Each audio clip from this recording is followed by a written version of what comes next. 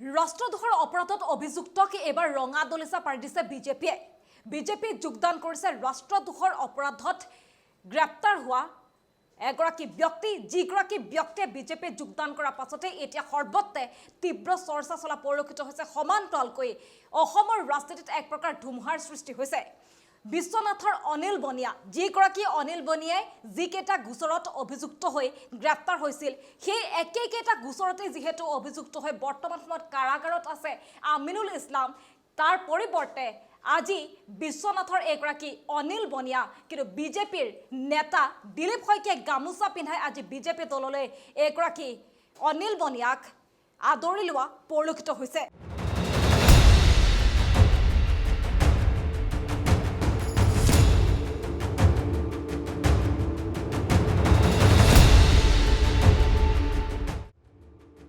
ৰাষ্ট্ৰদ্ৰোহৰ গোচৰত গ্ৰেপ্তাৰ কৰা লোকৰ যোগদান এবাৰ বিজেপিত।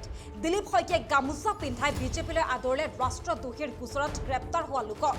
বুধবাৰে মহা আড়ম্বৰেৰে বিজেপিলৈ আদৰণি জনাইছে ৰাষ্ট্ৰদ্ৰোহৰ গোচৰত অভিযুক্ত বিশ্বনাথৰ অনিল বনিয়াৰ বিজেপিৰ যোগদানক লৈ ৰাজ্যজুৰি এতিয়া প্ৰতিক্ৰিয়াৰ সৃষ্টি হোৱা পৰিলক্ষিত হৈছে।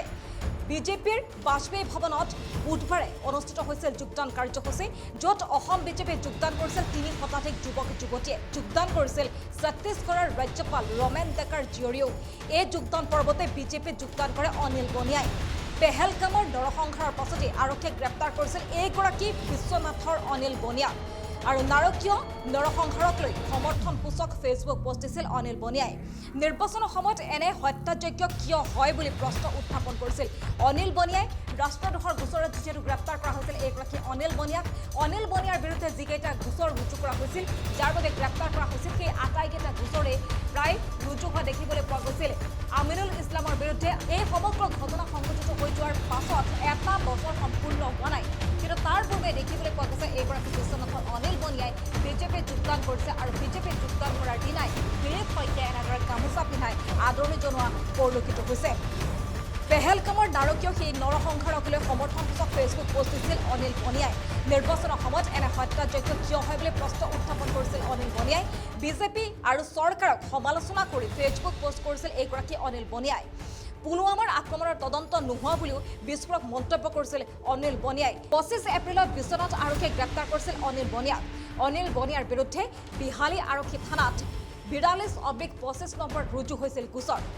বনিয়াৰ বিৰুদ্ধে BNSৰ 113/152/196/197 1/352/353 ধাৰাত সংযোজিত হৈছিল গোচৰ। এই আটাইকেইটা ধাৰা যদি চোৱা যায় তেতিয়াহ'লে দেখিবলৈ পোৱা গৈছিল অনিল বনিয়াৰ বিৰুদ্ধে সন্ত্ৰাসবাদ, দেশৰ সাৰ্বভৌমত্বৰ প্ৰতি ভাবুকি, সমান্তৰালকৈ গোষ্ঠী সংঘৰ্ষ, এনে বহুকেইটা গুৰুতৰ অভিযোগ উত্থাপন হৈছিল। অভিযোগৰ ভিত্তিতে গোচৰ ৰুজু কৰা হৈছিল, গ্ৰেপ্তাৰ কৰা হৈছিল। সেই সময়ছোৱাত অৰ্থাৎ 22 এপ্ৰিলত যিটো পেহেলগামৰ সেই নৰসংহাৰৰ ঘটনা সংঘটিত হৈছিল, তাৰ পাছত অনিল বনিয়াই যিটো ফেচবুক পোষ্ট দিছিল, যি মন্তব্য কৰিছিল, প্ৰথমতে কি কৈছিল শুনি লওক। নমস্কাৰ, মই অনিল বনিয়া। পুলৱামা যোনটো এটেক হৈছিলে, আমাৰ যি সেনাসকলৰ জোৱানসকলৰ ওপৰত যোনটো এটেক হৈছিলে, সেই এটেকটো আপোনালোকে এটা কথা মনত ৰাখিব, সেই এটেকটো এনেকুৱা এটা টাইমত হৈছিলে যোনটো টাইমত মানে দেশত ইলেকশ্যনৰ যি বাতাবৰণ হৈ আছিলে, সেইটো টাইমত এটেক হৈছিলে। কিন্তু সেই পুলৱামা এটেকৰ যোনসকল আমাৰ জোৱানসকল, আৰ্মি জোৱানসকল মৰি গ'ল, সেইটো যি ধৰণে নিকা তদন্ত কৰিব লাগিছিলে, সেই তদন্ত আজি তাৰিখলৈকে স্পষ্ট হৈ নুঠিলে যে এই বোমা গাড়ীখন জম্মু কাশ্মীৰত কেনেকৈ সোমালে বা ভাৰতবৰ্ষত প্ৰৱেশ কৰি সন্ত্ৰাসবাদীয়ে কেনেকৈ ধৰণে সোমাবলৈ পালে। ঠিক তেনেধৰণে যেতিয়াই আমাৰ দেশত কিবা এটা নিৰ্বাচন আহে, সেইটো সময়তে সন্ত্ৰাসবাদীসকলে কিয় আক্ৰমণ কৰে। যেতিয়াই দেশত এটা ইলেকশ্যন আহে, সেই তেতিয়াই আমাৰ সন্ত্ৰাসবাদীয়ে সেইটো সময়তহে আক্ৰমণ কৰিবলৈ পায় নেকি বা দেশত আক্ৰমণ কৰে নেকি। কথাটো হৈ গ'ল সন্দেহজনক। এটা কথা উল্লেখনীয় কথা, বিজেপি দলৰ যিসকল এতিয়া নেতা আছে, ছ'চিয়েল মিডিয়াটো খুলিবই পোৱা নাই। ছ'চিয়েল মিডিয়াটো খোলাৰ লগে লগে এটাই কথাই তেখেতলোকে কৈ আছে, জম্মুত যোনটো ঘটনা হ'ল, অকল হিন্দুকেইটা মানুহকেইটা বিচাৰিহে গুলীবৰ্ষণ কৰিছে বা মাৰিছে। তেনেকুৱা ধৰণৰ যি ধৰণৰ মন্তব্য দি আছে, সেইটো পুতৌজনক মন্তব্য। সন্ত্ৰাসবাদীয়ে কোনো ধৰ্ম বৰ্ণ নকৰে। সন্ত্ৰাসবাদীয়ে যদিও কৰিছে এইটো কাণ্ড, মোৰ এনে লাগিছে এইটো সন্ত্ৰাসবাদী কাণ্ড নহয়। কাৰণ দেশত যেতিয়াই এটা কি কয় আপোনাৰ ৰাজনীতি বা যেতিয়া নিৰ্বাচন আহে, তেতিয়াই এটা দলৰ নাম নকওঁ, এটা দলৰ মানুহখিনিয়ে হয়তো সম্ভৱ ৰাজনীতিত জয় কৰিবলৈ বা ৰাজনীতি জিকিবলৈ এনেকুৱা ধৰণৰ পদক্ষেপ কৰি যি ঘৰৰ মাজতে যে এটা মানে বাতাবৰণ সৃষ্টি কৰিব লাগে যে হিন্দু মুছলমান বা এনেকুৱা এটা এটেক হৈছে সন্ত্ৰাসবাদীয়ে, এই তেনেকুৱা ধৰণৰ এটা বাতাবৰণ সৃষ্টি কৰি তেখেতলোকে যি ধৰণে মানে নিৰ্বাচনত জয় হ'ব লাগে সেই ৰণনীতিটো কৌশলটো অৱলম্বন কৰিছে যেন মোৰ অনুভৱ হৈছে। এইগৰাকী অনিল বনিয়া আজি বিজেপিত আৰু বিজেপিত যোগদান কৰিয়ে অনিল বনিয়াই কেইবাটাও মন্তব্য কৰিছে। বিশেষকৈ অখিল গগৈ মিয়া প্ৰীতিৰ বাবে তেওঁ ছাত্ৰ সংগ্ৰাম এৰি এনেদৰে ৰাজনীতিলৈ প্ৰৱেশ কৰা বুলি মন্তব্য কৰা পৰিলক্ষিত হৈছে। কিন্তু যিগৰাকী অনিল বনিয়াই সেই সময়ছোৱাত দেখিবলৈ পোৱা গৈছিল বিজেপি চৰকাৰক সমালোচনা কৰিছিল।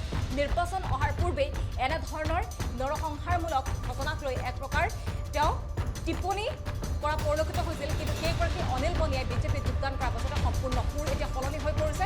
যি ঘটনা পেহেলগাম, সেই পেহেলগামৰ ঘটনাৰ আজি 7 মাহ সম্পূৰ্ণ হোৱাই নাই, কিন্তু তাৰ পূৰ্বে দেখিবলৈ পোৱা গৈছে সেই ঘটনাক এক প্ৰকাৰ সমৰ্থন কৰিছিল, এক প্ৰকাৰ টিপ্পনী দিছিল। যি ঘটনাই সমগ্ৰ বিশ্বত জোকাৰি গৈছিল, সেই ঘটনাক লৈ এক প্ৰকাৰ বিজেপি চৰকাৰক সমালোচনা কৰিছিল। সমান্তৰালকৈ দেশৰ সাৰ্বভৌমত্বৰ প্ৰতি ভাবুকি আনি কেইবাটাও মন্তব্য কৰিছিল। সেইগৰাকী ব্যক্তি আজি কিন্তু বিজেপিৰ নেতা আৰু বিজেপিত যোগদান কৰাৰ পাছতেই দেখিবলৈ পোৱা গৈছে এতিয়া সৰ্বত্ৰে প্ৰতিক্ৰিয়াৰ সৃষ্টি হৈছে। দীৰ্ঘদিন ধৰি মই ছাত্ৰ মুক্তি সংগ্ৰাম সমিতিৰ লগত জড়িত হৈ আছিলোঁ। অখিল গগৈ যি একতা একতাবাদ দেখি আমি আমাৰ ছাত্ৰ মুক্তি সংগ্ৰাম সমিতিৰ পৰা আমি আশ্চৰ্য হৈছিলোঁ। আৰু অখিল গগৈ মানে সৰ্বা আৰু তেখেতে ৰাইজৰ দল এটা খুলিলে। আচলতে ৰাইজৰ দলটোৰ নামটো ৰাইজৰ দল থাকিব নালাগিছিল, মিয়া দল হ'ব লাগিছিল। মানে তেখেতৰ মিয়াৰ প্ৰতি ইমানেই প্ৰেম। আমাৰ তেখেতে হিন্দুৰ প্ৰতি কি কৰিছে, আমাৰ খিলঞ্জীয়াৰ ৰাইজৰ প্ৰতি কি কৰিছে। আজি ক'ৰবাত উচ্ছেদ হ'ব, যোনখিনি সন্দেহযুক্ত বাংলা দেখি সেইখিনিক ৰক্ষণা দিবলৈ অখিল গগৈ দৌৰি যায়।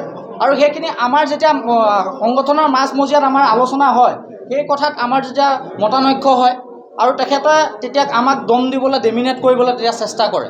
সেয়েহে তেখেতৰ যি মানে আপোনাৰ ভুৱা চৰিত্ৰ, যি জাতীয়তাবাদী যি ভুৱা চৰিত্ৰ আমি কোনোদিন গ্ৰহণ কৰি নলওঁ আৰু নেমানো। সেইকাৰণে তেখেতৰ পৰা আজি আমি ছাত্ৰ মুক্তি ত্যাগ কৰি আজি আমি বিজেপি দলৰ নীতি আদৰ্শৰ প্ৰতি আকৃষ্ট হৈ তেখেতলোকৰ দলত আজি আমি যোগদান কৰিছোঁ ৰাজহুৱা।